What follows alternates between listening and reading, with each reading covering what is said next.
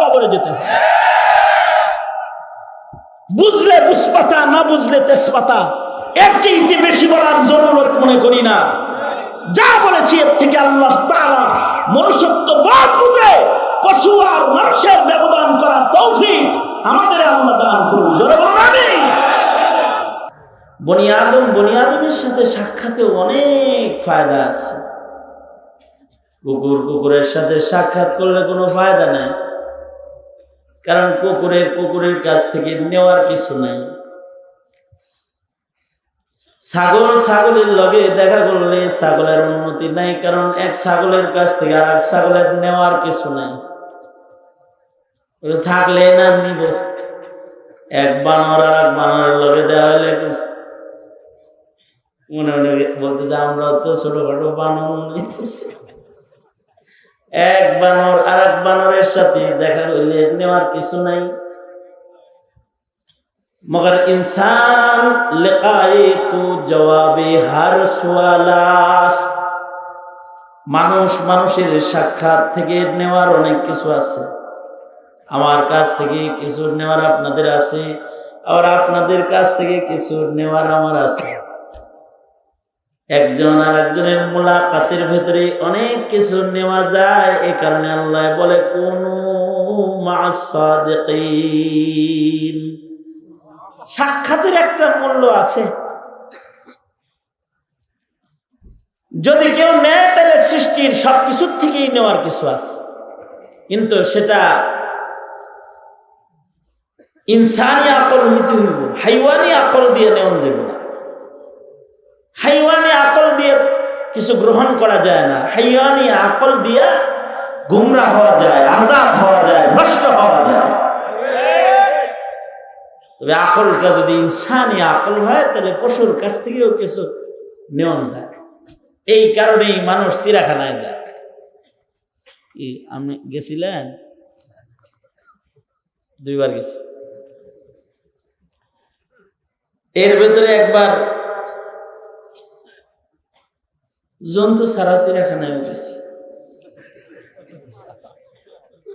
রংপুরে আমার প্রোগ্রাম ছিল জুম্মাবারে, পরের দিন প্রোগ্রাম দিনাজপুরে, রাত্রি যাপন। খবর পেলাম রাত 10টায় বয়ান, বিকাল পর্যন্ত, সন্ধ্যা পর্যন্ত রংপুর শহরে অবস্থান। তো ভক্তবৃন্দ যারা, তারা বলল হুজুর এরশাদ চাচা একটা চিড়িয়াখানা করেছে, চলেন দেখে আসি। ওখানে কি আছে? শুধু বানর আছে, বাকি সব মরে গেছে। এতে বলে যে কি করবো, তার দেখলেন না খালি চিড়িয়াখানা কিরকম, এটা তো দেখলেন।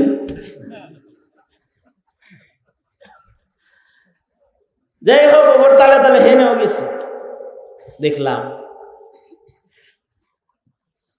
অর্থাৎ চিড়িয়াখানায় যে জিনিস থাকা দরকার সে জিনিস না থাকলে চিড়িয়াখানার যে বিভৎস হালত হয়, সেটা থেকে শিখলাম মানুষের ভিতরে মনুষ্যত্ব না থাকলে তার হালত কি হয়। এটাই আসল চিড়িয়াখানার চাইতে খারাপ হয়। এটা একটা শিক্ষা। আপনারা তো হাজার হাজার মর্দে মুমিন উলামা আছে, তুলাবা আছে, যাদের ভেতরে তাহাজ্জুদের নূর আছে, কারোর ভেতরে ইশরাকের নূর আছে, কারোর ভেতরে আওয়াবিনের নূর আছে, কারোর ভেতরে হজ্জে বাইতুল্লাহর নূর আছে, কারোর ভেতরে তিলাওয়াতুল কোরআনের নূর আছে, কারোর ভেতরে তাকওয়ার শক্তিশালী নূর আছে। সে লোকটা গুনাহ করে না, তো তার লগে মুলাকাত হইল, লাভ আছে না একটা। या रब तेरे शाप से हो मेरी मुलाकात, कायम है जिनके फैज़ से अर्ज़ो समावात। এখানে আমাদের বুজুর্গরা দোয়া করতেন, या रब तेरे शाप से हो मेरी मुलाकात, या रब तेरे शाप से हो मेरी मुलाकात, कायम है जिनके फैज़ से ये अर्ज़ो समावात, कायम है जिनके के फैज से अर्जो समावात। মনে রাখবেন, বানরের জন্য আসমান না। ভোরের বেলায় সূর্য উঠতেছে, সন্ধ্যা বেলায় ডুবতেছে, রাতের বেলায় আকাশ তারকা সজ্জিত হইতেছে, মাস ফুরাইতেছে, নতুন মাসের চাঁদ উঠতেছে। আজকে রজবের 1 তারিখ, তার মানে রমজান নিকট আয়া পড়ছে, রমজানের চাঁদ কাছাকাছি চলে আসছে। রজবের চাঁদ উঠলে ফজরের পরে আল্লাহর রাসূল ঘুরে বসে বলতেন, রজব শুরু হয়ে গেল, রমজান কাছে এলো, সবাই মিলে রমজান লাভের দোয়া কর। এই যে আয়োজনটা হয়, চাঁদ উঠে, অমাবস্যা হয়, তারকা সজ্জিত আকাশ, আল্লাহর এই বিশাল আয়োজন, এগুলো কোনো বানরের জন্য না, বাঘের জন্য না, শ্রীগালের জন্য না, কুকুরের জন্য না। উদ্দেশ্য হলো হযরতে ইনসান, মানুষের জন্য আল্লাহর এই আয়োজন। যতক্ষণ পর্যন্ত জমিনের উপরে একজন মানুষের মতো মানুষ বসে বসে আল্লাহ আল্লাহ আল্লাহ আল্লাহ বলতে থাকবে, ততক্ষণ পর্যন্ত আল্লাহ তাআলা ইসরাফিলকে বাঁশি বাজাইবার অনুমতি দিবেন না। দাঁড়িয়ে আছে, জিবরাইল ফুঁক দিতে বলবেন, বাজাসনি, আমার একটা গোলাম দেখা যায়, বাজাস না। হযরত ইনসানের মূল্য আছে। এ কারণে মানুষ হয়ে যদি মানুষের মূল্য না বুঝে, ওইটা হলো হাইওয়ান। জোরে বলেন, এটার নাম কি? জোরে বলেন, এটার নাম কি? এটাই হাইওয়ান, এটা পশু। মানুষ হয়ে মানুষের দাম বুঝতে হবে। মানুষ সাধারণ কোন সৃষ্টি না। মাল ফারকু বাইনাল ইনসানি ওয়াল হাইওয়ান, মানুষ এবং হাইওয়ানের ভেতরে কিছু তফাৎ তো আছে। বানর আর মানুষের ভেতরে কিছু তফাৎ নাই, গরু আর মানুষের ভেতরে কিছু তফাৎ নাই। যত মাখলুকাত আছে, সব মাখলুকাতের ভেতরে আর মানুষের ভেতরে একটা ব্যবধান আছে। মানুষ নিজেকে মানুষ হিসেবে মূল্যায়ন করতে হবে, গরু হিসেবে না, ছাগল হিসেবে না, কুকুর ভেড়া হিসেবে না, বানর হিসেবে না। এটা মানুষের মূল্যায়ন নয় যে এটা আসলে বান্দর ছিল, পরে লেজ পইরা মানুষ হয়ে গেছে, জ্বলতে জ্বলতে লম্বা হয়ে গেছে। এগুলো মানুষের মূল্যায়ন নয়। মানুষের মূল্যায়ন করেছে স্বয়ং আল্লাহ। খালাকাল্লাহু আদামা বিয়াদিহি, মানুষকে মূল্যায়ন করে আল্লাহ তাআলা মানুষ বানাইতে নিজের কুদরত নয়, নিজের হাত ব্যবহার করেছে। শুধু কুন ফায়াকুনের কুদরত ব্যবহার করেন নাই। আমি তখন ছোট, তো আমার আব্বা আলমারির থেকে একটা পাগড়ি বের করলেন। মাদ্রাসা থেকে ছুটিতে বাড়িতে আসছি, আবেগ, চোখে পানি আছে, পাগড়িটা ছিঁড়ে গেছে, ভাঁজ পড়ে গেছে।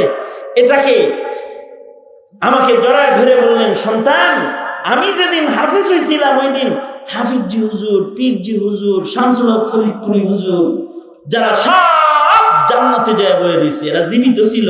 আর ওই স্টেজে এরা এই পাগড়িটা আমার মাথায় পেঁচায় দিছিল, সেই থেকে বড় যত্ন করে এটারে রাখছে।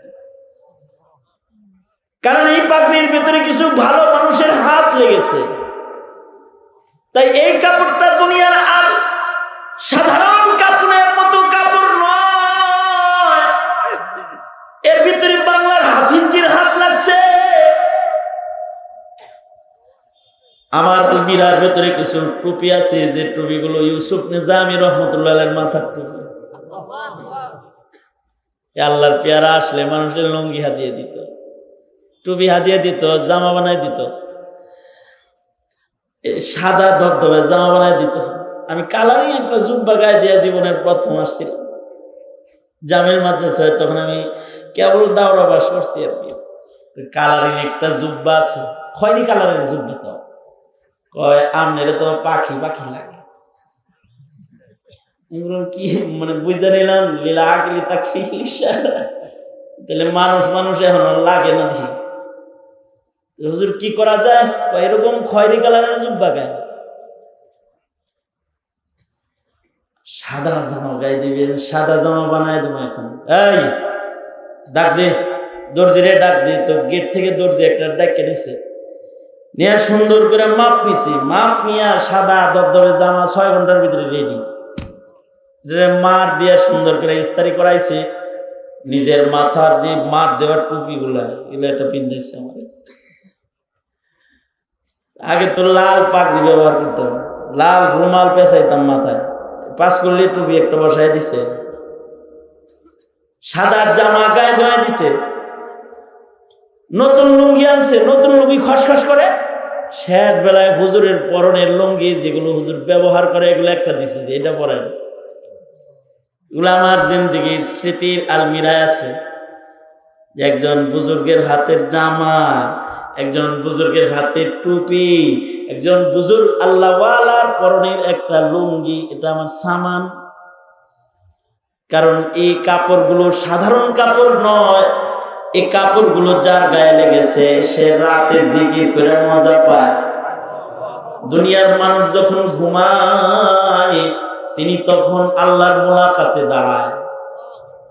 দুনিয়ার মানুষ যখন নীরব রয়, দুনিয়ার মানুষের মাথাগুলো যখন বালিশে ঘুমে ঘ্যাংরায়, ওই সময় এই মানুষটা আল্লাহ আল্লাহ আল্লাহ আল্লাহ মধুর আওয়াজে আল্লাহর জিকিরে ব্যস্ত নয়। এই মানুষটার সোয়ার কাপড়েরও তো একটা দাম আছে। আমার বাবা কয় আয় একটা পাগড়ি মাথায় পেঁচায় দি, যে পাগড়ির ভেতরে হাফিজজির হাত লাগছে, যে পাগড়ির ভেতরে পীরজির হাত লাগছে, যে পাগড়ির ভেতরে শামসুল হক ফরিদপুরীর হাতের ছোঁয়া লাগছে, তোর মাথায় পেঁচায় দিই। বাচ্চা ছিলাম তখন বুঝি নাই কি আবেগ নিয়ে কাজটা বাবা করছে। এখন বুঝি হায় ওই মানুষগুলারে যদি পাইতাম, তাদের পায়ের তলার থেকে একটু ধুলা নিয়ে নিজের গায়ে বসতাম। তাদের যদি পাইতাম, তাদের নিজের বুকের ভিতরে একটু জড়ায় দিতাম। কারণ পরশ পাথরের ছোঁয়ায় যদি লোহা সোনা হয়, তাহলে ভালো মানুষের ছোঁয়ার বরকতে বদকার নেককার হয়। এ কারণে আমাদের মাদ্রাসার সন্তানরা যখন হেফজ খতম করে অথবা মৌলানা হয়, একজন বুজুর্গ মানুষের হাত দিয়ে তার মাথায় পাগড়ি পেঁচানো হয়, তার মানে তার হাতের বরকত যেন তার মাথার ফিকির ও আফকারের ভেতরে লেগে যায়। মানুষের হাত যদি একটা জিনিসের উপরে লাগে, তার যদি দাম হয়, তাইলে আল্লাহ সৃষ্টির ভেতরে একমাত্র সৃষ্টি, সেটার নাম ইনসান। হযরত ইনসান যাকে আল্লাহ তাআলা স্বহস্তে বানাইছেন, আল্লাহু আকবার বলে, স্বহস্তে বানাইছেন আল্লাহ তাআলা। এই কারণে মানুষের কিছু গুণ, মানুষের গুণ আল্লাহ নিজে বলে, আর রহমান আল্লামাল কুরআন খালাকাল ইনসান আল্লামাহুল বায়ান। মানুষের গুণের ভিতরে একটা গুণ হলো মানুষ কথা কয়। এই যে আমি বয়ান করতেছি, আপনারা সবাই শুনতেছেন, এমন দৃশ্য পৃথিবীর আর কোনো প্রাণীর ভিতরে নেই। জীবনে কি দেখছেন যে এক গরু ওয়াজ করতেছে আর সব গরু ওয়াজ শুনতেছে? পাইছেন কোন প্রাণী বক্তব্য দিতেছে, সব প্রাণীরা নীরব বসে দাঁড়ায় আছে, ঘুম হারাম করে চাতকের মতো তাকায় আছে? একমাত্র ইনসান, তাদের আল্লাহ তাআলা ভাষা দান করেছেন, কথা দান করেছেন, যাদের কথা শুনলেও ভাল লাগে, বুঝলেও ভাল লাগে, না বুঝলেও ভাল লাগে। বিড়ালের আওয়াজ বুঝেন না কি কয়, তাই বেশিক্ষণ ভাল লাগে না। কুকুরের আওয়াজ বুঝবেন না, তাই বেশি গাও গাও করলে থাম। কিন্তু মানুষের আওয়াজ যদি না বুঝে তাও ভালো লাগে। ইংলিশ গান শুনে, ইংলিশ গান দেখছেন না, বগুড়ায় শুনে, আমাদের ঢাকায় শুনে ইংলিশ গান। যারা শুনে আরে কাকিত কিছু বুঝে না, কিন্তু তাও শুনে। বাচ্চা আছে না, বাচ্চা বাচ্চা বাচ্চা কথা বুঝে না, কথা বলে না, মায়ের কোলে দুধ খায়, পেটটা ভরছে, দেহটা ঠান্ডা, এবার মারল কি কথা কয়, ঘরে কেউ না থাকলে অস্থির হয়ে যায়। মা সন্তানকে মুক্তি বের করে, খাইছো, পেটটা ভরছে, ভালো লাগতেছে, তাই না, এই কথা কইতেছে, বুঝে নাই কিছু, তাও শুনতেছে, ভালো লাগতেছে, এই কথা বন্ধ কান্দে। মানুষের কথা মানুষ শোনে, মানুষের কথা শুনতে ভাল লাগে, বুঝলেও ভাল লাগে, মানুষের কথা না বুঝলেও ভাল লাগে। আর যদি মানুষের কথা বুঝা যায়, তাহলে ইন্না মিনাল বায়ানি লা সিহর, মানুষের বয়ানের ভিতরে জাদুর আকর্ষণ আছে। কারণ হলো মানুষকে বয়ান শিখাইছেন কে? জোরে আওয়াজ করে বলেন, আরো জোরে করে বলেন, কে শিখাইছে? কে? আমাদের কথা বলা শিখাইছেন কে? এ কারণে মানুষ প্রতিবাদী হয়, মানুষ সমর্থনকারী হয়, মানুষ বর্জনকারী হয়, মানুষ পক্ষ গ্রহণকারী হয়। কারণ মানুষ প্রতিবাদী হয়। আপনি যদি সারা জনম কোনো প্রাণীরে গালি দেন, প্রতিবাদ হবে না।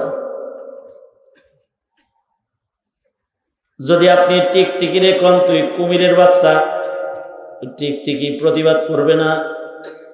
সারা দুনিয়ার সব টিকটিকি একত্রিত হয়ে মিছিল দিবে না, কারণ ওদের বয়ান নাই, ওদের ভাষা নাই, এই কথাটা বলার যোগ্যতা ওদের নাই যে আমারে কেন কুমিরের বাচ্চা কস, আমার অনেক বাচ্চা। কারণ টিকটিকির নিজেরই তো অনেক বাচ্চা, আলাদা একটা প্রাণী, কিন্তু দেখতে কুমিরের মতন। কেউ যদি বলে বিবর্তনবাদ, বাড়ি খায়া এটা ছোট হয়ে গেছে, বড় ছিল কুমির ছিল, ছোট হয়েছে, টিকটিকি হয়ে গেছে, বড় ছিল পানিতে আছে, সাহস আছে, ছোট হয়েছে, ঘরে আছে। যদি বলে এটা বিবর্তনবাদ, এই টিকটিকির যোগ্যতা নাই যে বলবে বেয়াদব কোথাকার, আমি আলাদা জাত, আমাকে কেল্লেকে টিকটিকির বাচ্চা গাছ, আমার অনেক বাচ্চা। কিন্তু কত বড় মগায় যে ডারউইন রে ধরছিল, যেদিন সে বলে গেছে যে মানুষের লেজ করে একটু বান্দর থেকে ইনসান হয়েছে, মানুষ হয়েছে, এরপর থেকে কত প্রতিবাদ, কত গালি ওর কপালে যে নসিব হয়েছে। ও মানুষকে বলছে বানরের বাচ্চা। সারা দুনিয়ার সব মানুষ একমত, ডারউইন নিজেই একটা বানর। ইনসানি আকল ওর নাই, মানুষ আর পশুর ব্যবধান করার যোগ্যতাই ওর নাই। কারণ মানুষ প্রতিবাদী, মানুষ কথা কয়। আল্লামাহুল বায়ান, আজব মানুষের কথাও খুব সুন্দর সুন্দর হয়। মানুষের কথা সুন্দর খালি তা না, মানুষের সুরত সুন্দর।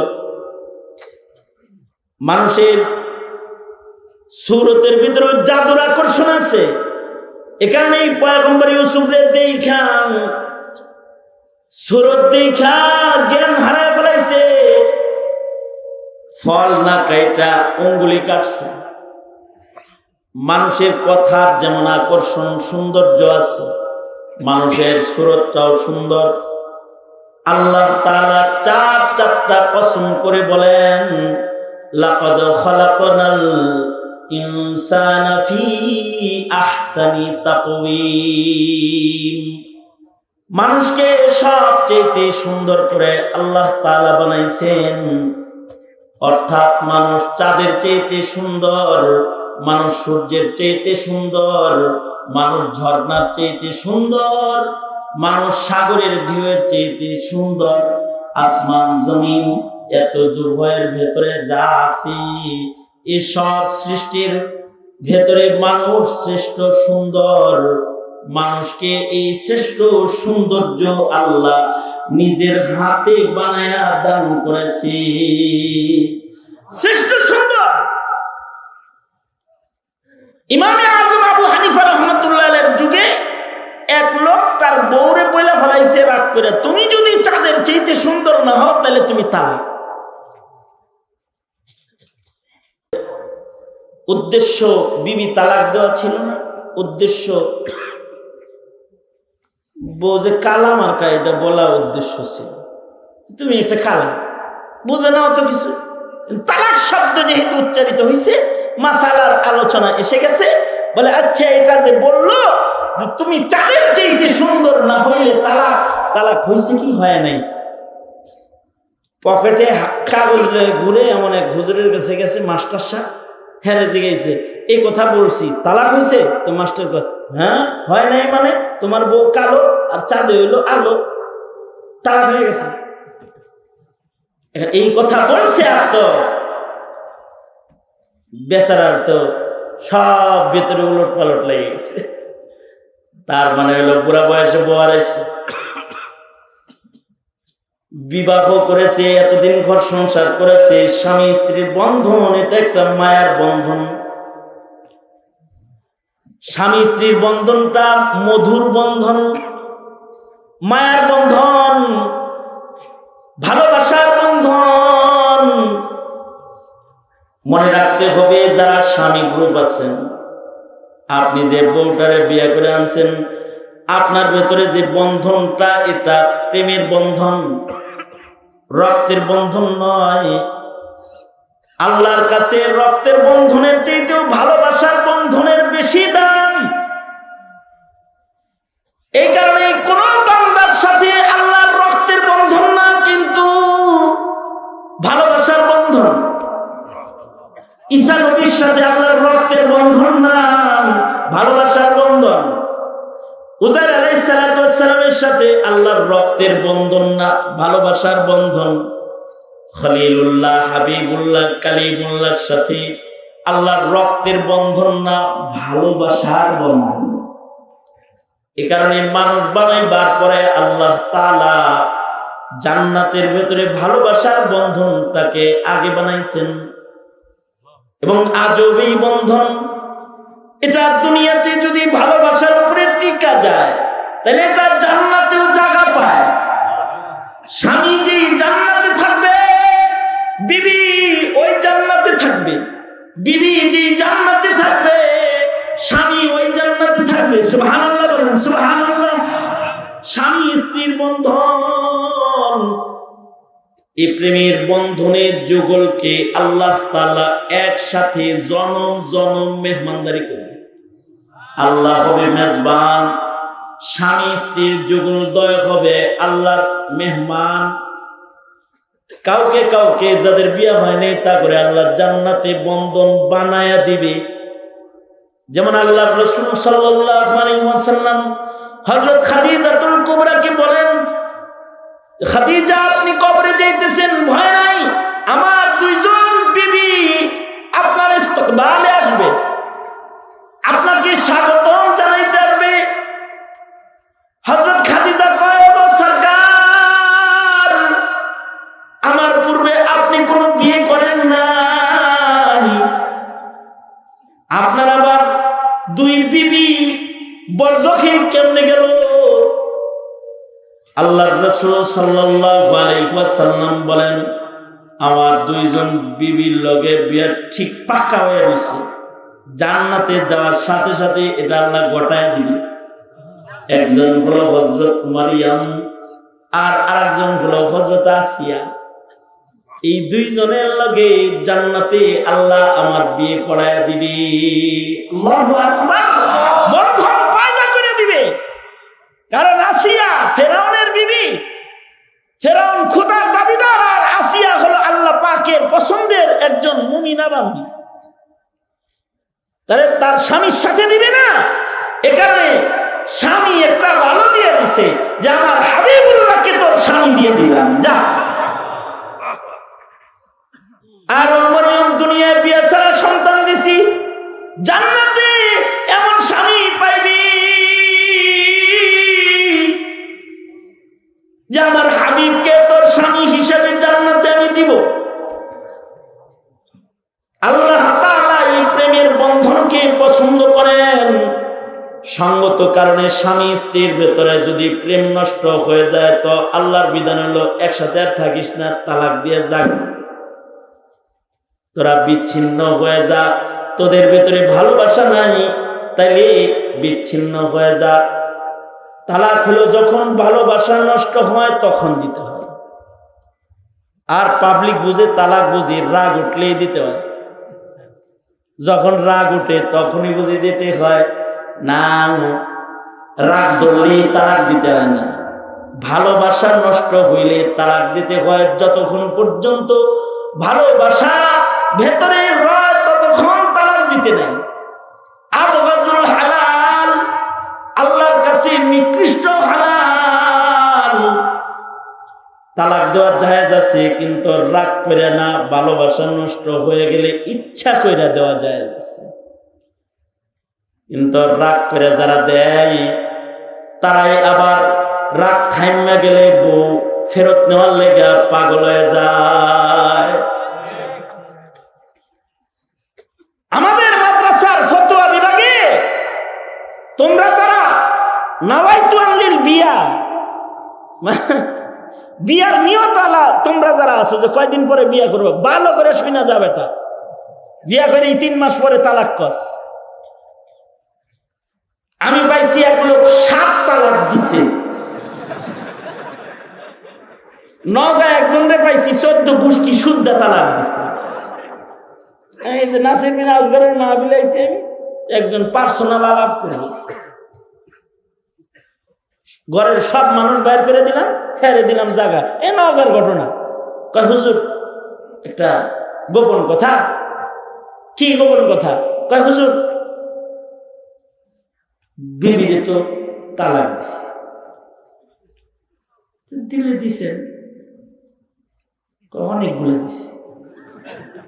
আমার তখন কৌতূহল জাগলো, অনেকগুলা কেমনে দিল একটু শুনি। আমি জিজ্ঞাইলাম যে অনেকগুলা কেমনে দিলেন, আপনি 3টার মালিক। রাগ উঠছিল তো হুজুর। 1 তালাক, 2 তালাক, 3 তালাক, 5 তালাক, তোর মায়ের তালাক, তোর বাপের তালাক, তোর 14 গোষ্ঠী শুদ্ধ তালাক, এই রকম করে দিছে।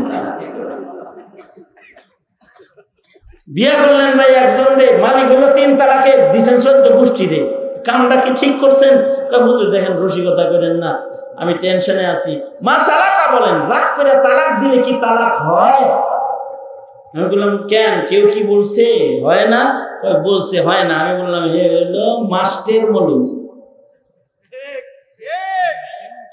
ঠিক একজনে কাউকে, একটা মৌলবি হলো ফকিহ মৌলবি, আর একটা মৌলবি হলো মাস্টের মৌলবি, মাস্টের সাহেব। কিন্তু কয়টা হাদিস পড়ে আমিও জানি এই মৌলবি। আমাকে এক হুজুর বলছে, মাস্টার মৌলবী সাহেব, সে বলছে যে রাগ করে তালাক দিলে তালাক হয় না। আমি দেখলাম এরে কোরআন হাদিস কি কম, হে যেরকম হ্যাঁ লেগে কথা হেরম। আমি বললাম তাইলে কি তালাক এমনি যায়? আই লাভ ইউ 1 তালাক, আই লাভ ইউ 2 তালাক, তুমি আমার কলজার কলজা 3 তালাক, তুমি আমার জানের জান 5 তালাক, এরকম কেউ দেয়? ভালোবাসা তালাক? মিয়া তালাক দেয় তো রাগ কইরা। কিন্তু ইসলাম ধর্মের এটা একটা আজম শান যে ইসলাম ধর্মে রাগের ব্যবহার কেমন হবে সেটাও শিক্ষা দিয়েছে। সুবহানাল্লাহ বলেন, জোরে করে বলেন সুবহানাল্লাহ। রাগ উঠলেই তুই রাগ করবি, আইলা গেলে রাগ করবি তা না, সিস্টেম মতো রাগ কর। তাহলে রাগ কইরাই তো তালাক দেয়। কিন্তু যেহেতু স্বামী স্ত্রীর বন্ধন মুহাব্বতের বন্ধন, রাগ যখন থাইমা যায় তখন আনবার লেগে পাগল হয়, যায়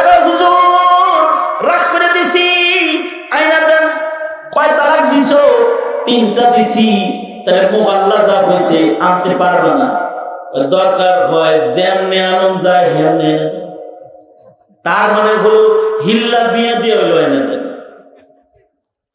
দেখেন যখন তালাক দিছে তখন হুঁশ নাই, কিন্তু যখন মহাব্বতে ঠেলা মারছে তখন এবার বিয়া দিয়া আবার আইনা খাইলো কিরকম খবিসের খবিস।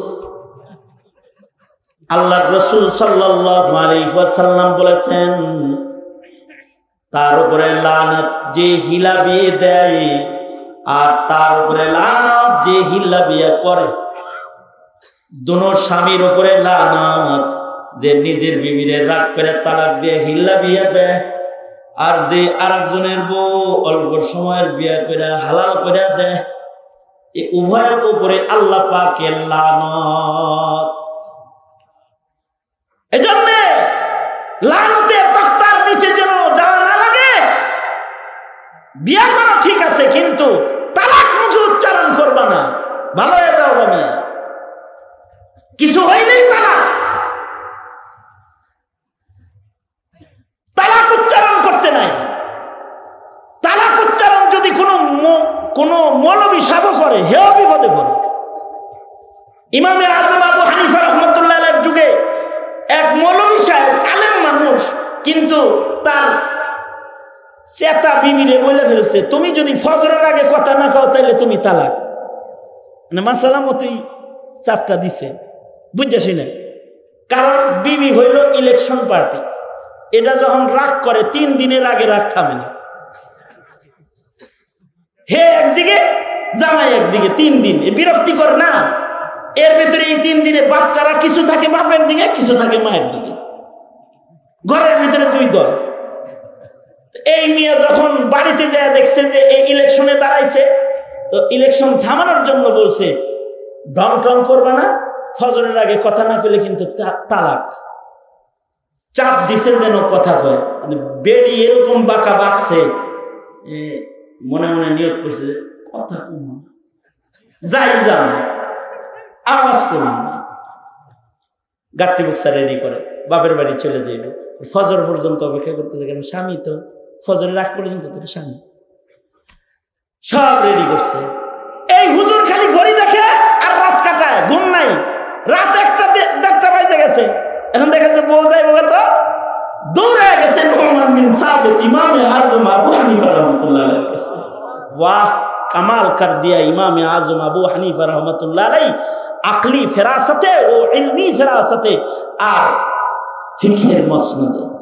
যে ইমাম আজম আবু হানিফার বুদ্ধিমত্তা আর ওনার ফিকহ আর ওনার ইলমি যোগ্যতা আর ওনার ইস্তেদাদ কামাল করে দিয়েছে সারা দুনিয়াকে।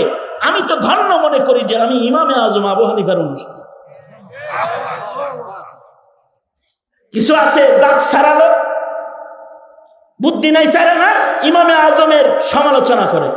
ইমামে আজমের কাছে যা আছে তোর কাছে তা আছে, সমালোচনা করো। হানাফি মাযহাবকে গালি দেয়, ও বেশি বুঝে। অথচ ইমামে আজম আবু হানিফাকে আল্লাহ তাআলা আকল দিচ্ছেন এমন যে ওনার আকল দুনিয়ার শ্রেষ্ঠ আকল, আর ইলম দিচ্ছেন এমন ওনার ইলম দুনিয়ার শ্রেষ্ঠ ইলম। ফাকাহাত দিচ্ছেন এমন যে উনি ফকিহের মসনদে বাদশাহ। ওনাকে যদি ফিকহের মসনদে বসানো হয় তো উনি বাদশাহ, আকলের মসনদে বসানো হয় উনি বাদশাহ, ইলমের মসনদে বসানো হয়, হাদিসের মসনদে বসানো হয় উনি বাদশাহ। আর ওনার উপস্থিতিতে সকল ফকিহরা বাচ্চা বাচ্চা লাগে, আর ওনারে দেখলে বাদশাহ বাদশাহ লাগে। যত মাযহাবের ইমাম আছে সবগুলারে বাচ্চা বাচ্চা লাগে ওনার সামনে। এই ইমামে আজম আবু হানিফার আকল তো এই মৌলভী সাহেব দৌড়ে গেছে, নুমান বেজাল লেগে গেছে, তোমার বাবির আড়াল কি হয়েছে, বাচ্চাগুলা লয়ে কি করবো? কেন কি করছেন? বলছি ফজরের আগে কথা না বললে তুমি তালাক। তাই কি কথা কয় না কইলে তো বউ যাইব। ইমামে আজম আবু হানিফা বলে, আরে যান, যে ঘুমান গা, কিছু বলে যান। ইমামে আজম আবু হানিফার উপরে তার ইতিমাদ এত যে এই কথার পরে হে বাড়ি যে ঘুম দিছে। মানে চিন্তা করছে নোমান যেহেতু বলছে কিছু হইব না, তাইলে কোন শরীয়তের আসল মাসালা আছে, আর আমি ঘুম দিছে একটা। উনি তো ঘুমাইবার লাগছে আর বউ তো খালি চেতকার লাগছে, ঘুম আসাবার নাক ডাকস। কিছু সময় পরে হঠাৎ করে ফজরের আযান, আসসালাতু খায়রুম মিনান নাওম। বিবি লাফ দিয়ে উঠে কয়, উঠো উঠো উঠো উঠো, খেলা শেষ। আযান দিয়ে দিছে, গেলাম গা, ঘরের চাবি লও। বাচ্চা কাচ্চা বুঝ লাও, বাপের বাড়ি গেলাম, এখন আমি তোমার কেউ না, আলাদা, তোমার থেকে আলাদা, তোমার ঘর থেকে আলাদা গেলাম। ঘুমের তালে একটা মানুষে যখন বলছে গেলাম, এই বেচারা লাফায় উঠে চিৎকার দিছে, নোমান রে কি করলি রে, কি করলি, তোর ভাবি চলে যায়। দরজাটা খুলছে, নোমান বিন সাবিত উঠানে দাঁড়ায় কাশি খুশি দিতেছে আর সালাম আলাইকুম দিচ্ছে, আসসালামু আলাইকুম। আমি নোমান আয়া বসছি। আরে তুমি আইছো কেন? ভাবি কই যান? তোমার ভাই আমার তালাক দিছে, জায়গা যাইবেন গা কেন? কি কয়ে তালাক দিছে? বলছে ফজরের আগে কথা না বললে তালাক, একটু আগে আজান হয়েছে চলে যাই, তালাক হয়ে গেছে গা। নোমান বিন সাবিত বলে, এখনো মুয়াজ্জিন সাহেব ঘুমাইতেছে, মসজিদের দরজা খুলে নাই, ফজরের আজানও হয় না। আজান যে একটা আওয়াজ শুনলাম, এটা কে দিল? এটা আমি আপনার মুখ খোলার লেগে আজানটা দিচ্ছি, আপনি কথা কন্যা দেখে আজান দিচ্ছি। এক আজান দিয়া একটা সংসার টিকায় ফেলেছে। কিন্তু তালাক একজন আলেম মানুষ দিছে তো বিপদে পড়েছে। তালাক দেওয়ার পরে মানুষ বিপদে পড়ে, এ চাচাও তালাক দিয়ে বিপদে পড়ছে। বলছে তুমি যদি চাঁদের চাইতে সুন্দর না হও তাহলে তুমি তালাক। মৌলবীরে জিজ্ঞাসা মাস্টার সাহেব, এই কথা কইছি তালাক হইছে? আমি হ্যাঁ হইছে, চাঁদ আলো তোমার বউ কালো। ওই পথ দিয়া নোমান বিন সাবিত ইমামে আজম আবু হানিফা হাইটা যায়। ইমাম আজম বলে, এ চাচা কান্দেন কেন, কি হয়েছে? তুমি বাচ্চা মানুষ বুঝতা না। কে কইছে আমি বাচ্চা? আমি সব বুঝি। কন কন কি হয়েছে আপনার? কারণ না শুনে আমি যাইতেছি না। না তুমি বুঝবা না, বাচ্চাদের উৎপাত কিন্তু কঠিন হয়। বাচ্চার উৎপাতে বন্ধ মুখ খুলতে হয়। পল্লী কবি জসিমউদ্দিন ডালিম গাছের নিচে বয়ে বয়ে কান্দি। নাতি আইসা কয়, দাদা কান্দো কেন? বুঝতা না, যাও গা, ডিস্টার্ব দিও না, কান্দতে দাও। আর একদিন আইসা কয়, কান্দো কেন? বুঝবা না, যাও গা। না আমি বুঝি না, বললে যাবো না। কি লেগে কান্দেন কন আগে? এমন ভাবে ধরছে। জসিমউদ্দিন বলে, কারণ না বলে আর পারতেছি না, এমনি ধরছস। কান্দি, ওইখানে তোর দাদির কবর, ওইখানে তোর দাদির কবর, ডালিম গাছের তলে 30 বছর ভিজিয়ে রেখেছি দুই নয়নের জলে। ওইখানে তোর দাদুর কবর, ডালিম গাছের তলে 30 বছর ভিজিয়ে রেখেছি দুই নয়নের জলে। এতটুকু তারে ভালোবাসিনু, পুতুলের মতো পুতুলের ভেঙ্গে গেলেও কেঁদে ভাষাই তবু। এমন একটা সুন্দর লিখনি আগের যুগের শিক্ষা সিলেবাসে, যার দ্বারা স্বামী স্ত্রীর ভালোবাসা শিখাইছে। আর এখন হলো এমন বধুর গল্প আছে যে গল্প সমাজকে জেনা শিখায়। আগের লিখনি ছিল সুন্দর, আর এখন লিখনিতে বান্দর ব্যবধান। আগের লিখনিতে স্বামী স্ত্রীর বন্ধন কেমন এটা শিখাইছে। আই নাতি, আই নাতি, মধুর একটা বন্ধন, স্বামী স্ত্রীর বন্ধন। জানিস জানিস 7 বছর ধরে কান্দি না,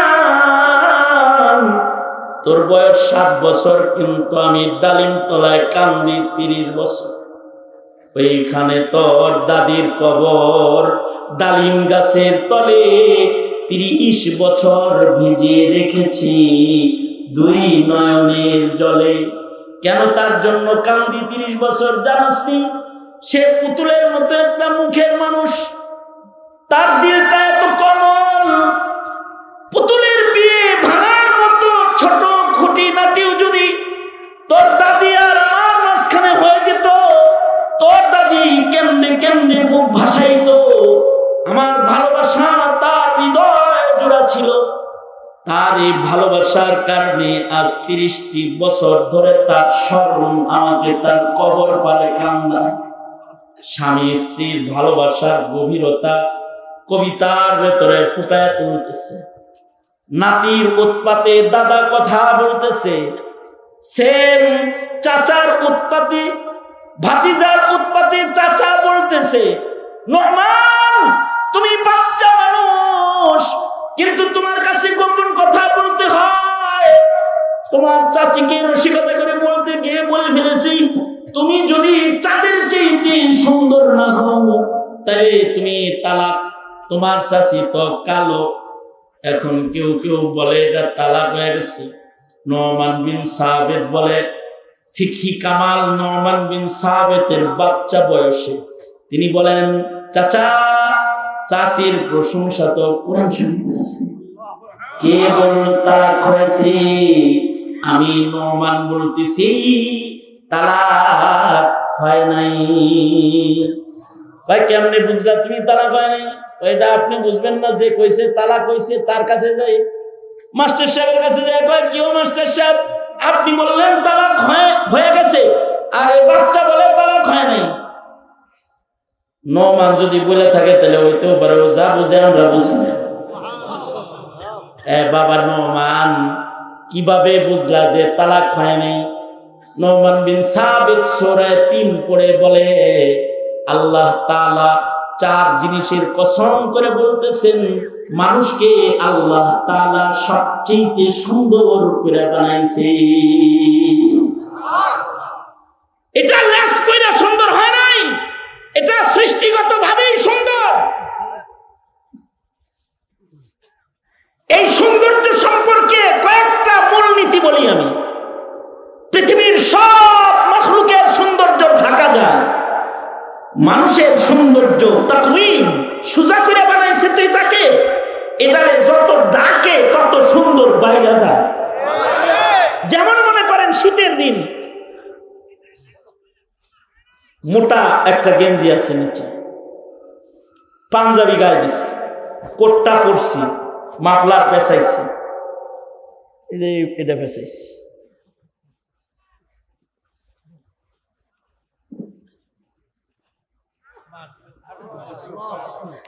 এখন যদি ওই যে আমাদের হুজুরের কাশ্মীরি শালটা নিয়েও আমি গায়ে দিই,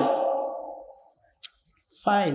যদি বলি যে আরব দেশ থেকে হুজুর আইছে, হ্যাঁ আবার ডাওয়া মারে দেন,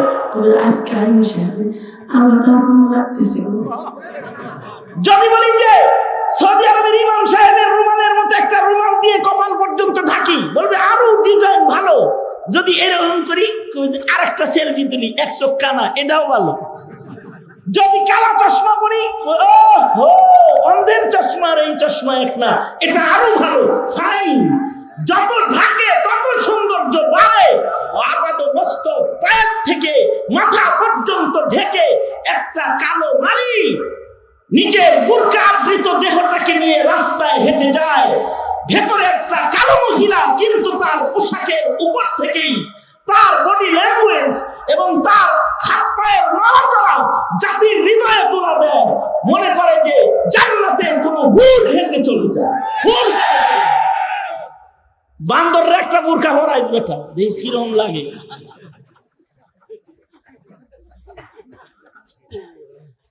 বানর লাগবো না, একটা হরিণ দেখতে তো সবচেয়ে সুন্দর, এইটাকে একটা শার্ট পরাইন, বুতাম দেখবেন নুনুর কাছে বুতাম লাগছে, এর চাইতে ভালো করে আর বলতে পারি না, বুতাম লাগাইবো না। নুনুর সাথে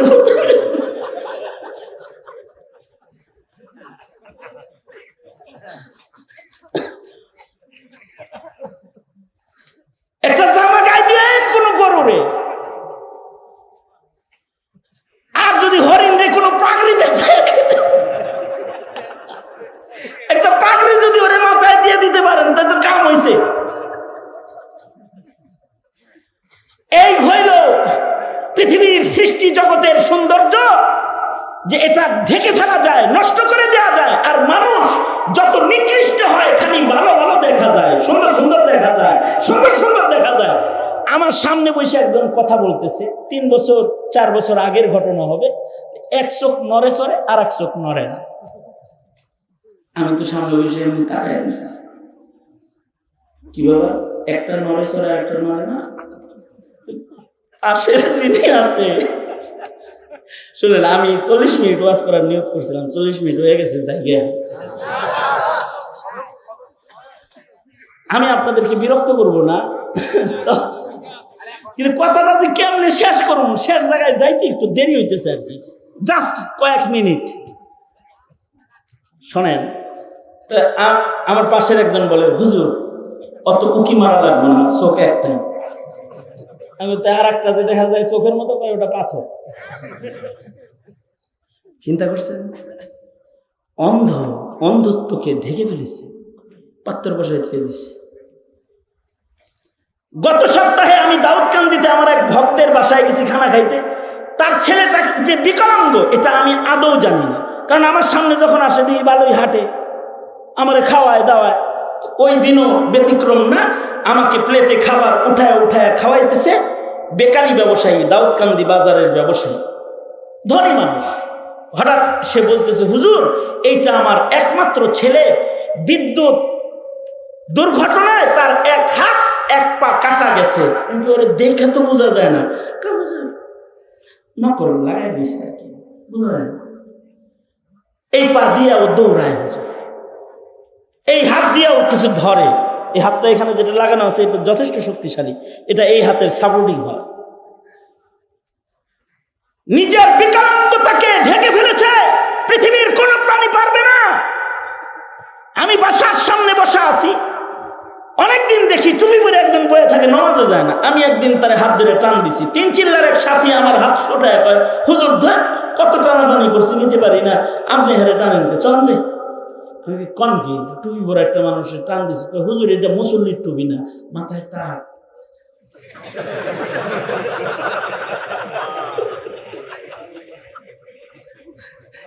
এই টাককে টুপি দিয়ে ঢেকে ফেলেছে।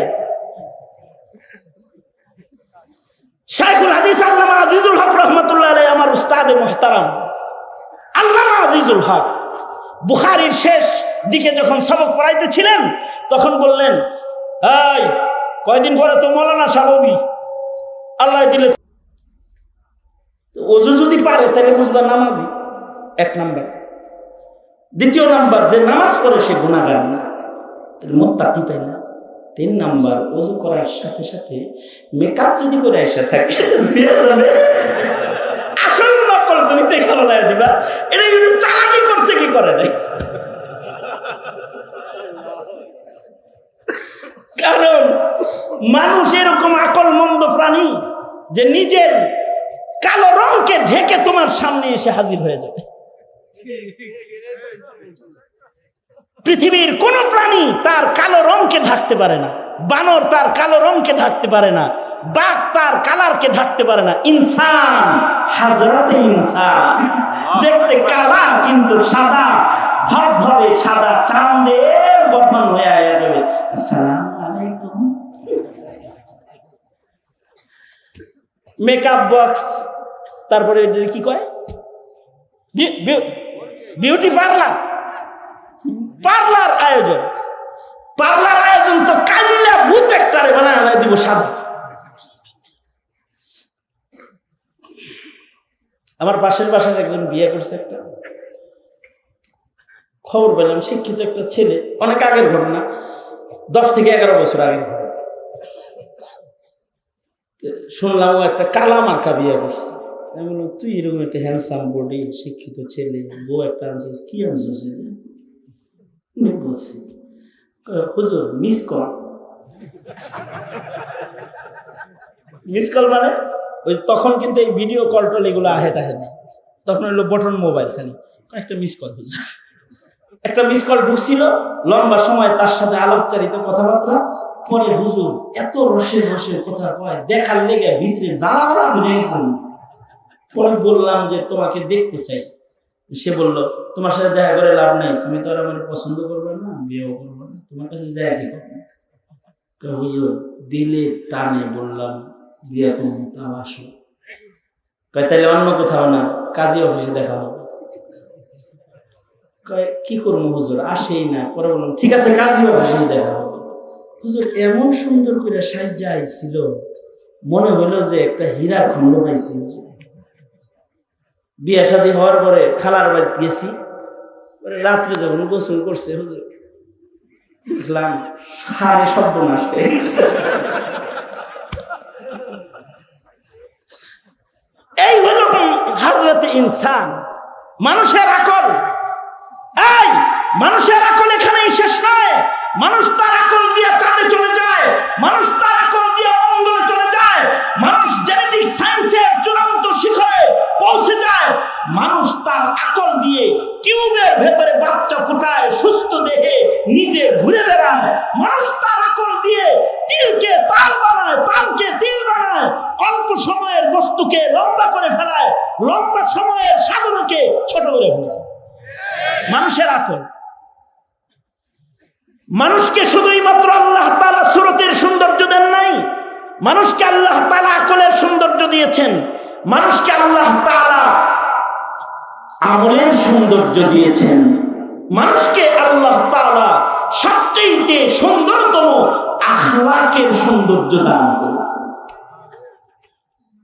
মানুষের পোশাক যদি দেখতে সুন্দর হয়, তাহলে মানুষ মানুষকে তাকায় দেখা লয়। কারণ গাড়ি যদি সুন্দর হয়, তাকে মানুষ তাকায় দেখা লয়। কারণ চেহারা যদি সুন্দর হয়, মানুষ তাকে তাকায় তাকায় দেখতে থাকে। কবি নজরুল বলে তুমি সুন্দর তাই চেয়ে থাকি, কি মোর অপরাধ। তুমি সুন্দর দেখা তোমার দিকে তাকায় থাকি।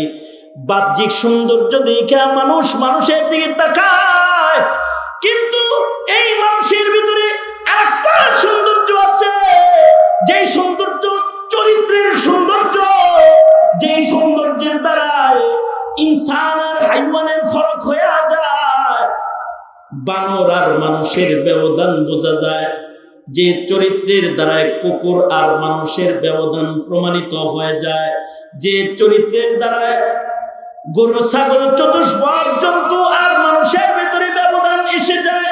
চারিত্রিক সৌন্দর্য, আমলের সৌন্দর্য, এই সৌন্দর্য যদি কোনো কালো মানুষের ভিতরেও পাওয়া যায়, তাকে শুধু দুনিয়ার মানুষ চায় দেখে না। চরিত্র সুন্দর যদি কারোর হয়ে যায়, তো আল্লাহ তাআলা আরশে আজিম থেকে তাকায় তাকিয়ে দেখতে থাকে। চরিত্র যদি কারো সুন্দর হয়ে যায়, ফেরেশতারা কাতার কাতার হয়ে তাকে দেখার জন্য দাঁড়ায় যায়।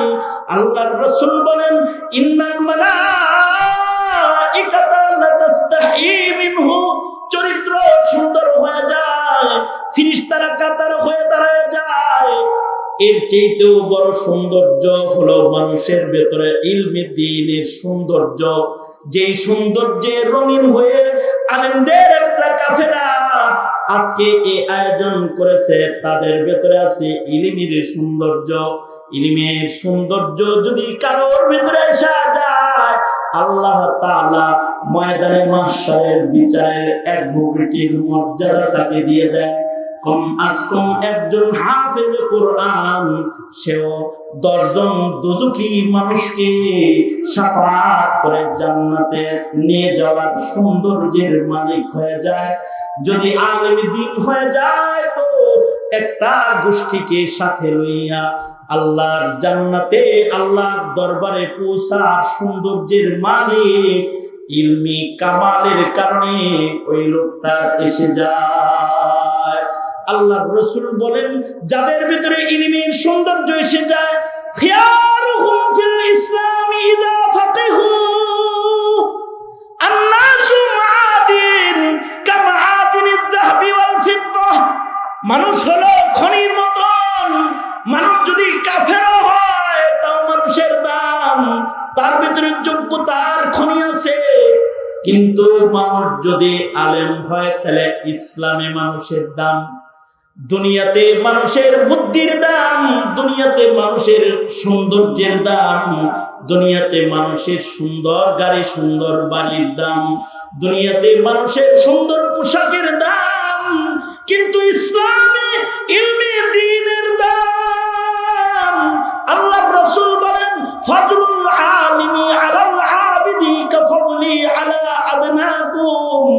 আল্লাহর রাসূল বলেন সাহাবীরা, তোমাদের মাঝে আমি নবীর দাম যেমন, আমার উম্মতের ভেতরে ইলমে দ্বীনের সৌন্দর্যের মালিক যদি কেউ হয়ে যায় তার মূল্য হলো এমন, তোমাদের মাঝে আমি যেমন, আমার উম্মতের মাঝে তারা তেমন। এই সৌন্দর্যওয়ালা যদি জেলখানায় থাকে, এই সৌন্দর্যওয়ালার হাতে যদি হাতকড়ি নয়, এই সৌন্দর্যওয়ালাকে যদি বেড়ি পরা রাখা হয়, এই সৌন্দর্যওয়ালা আখলাক আর ইলমের মালিককে যদি মুখে তালায় ঝুলে দেওয়া হয়, তবে ওই জাতি বানরের বাচ্চা হবে না তো কিসের বাচ্চা হবে?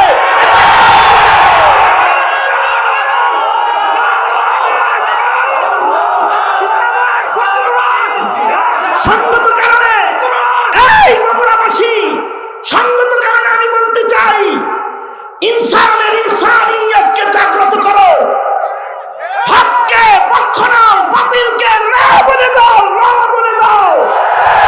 যদি ইনসানিয়ত নিজের জবানে না আনতে পারো তাহলে বানরের বাচ্চা হওয়ার জন্য রেডি হয়ে যাও।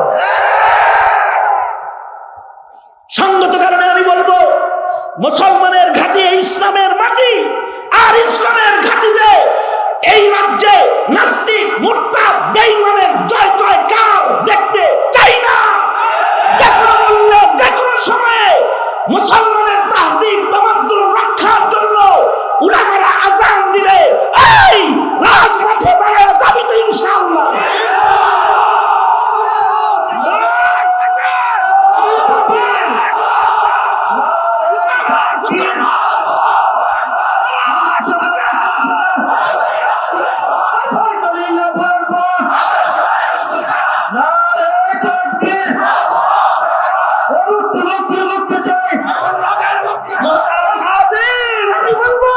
আমি বলবো উলামায়ে কেরামের কিয়াদতকে গ্রহণ করো, ইনসান হয়ে কবরে যেতে পারবে।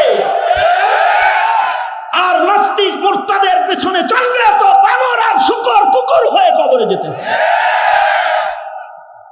বুঝলে বুঝপাতা, না বুঝলে তেজপাতা, এর চেয়ে বেশি বলার জরুরত মনে করি না।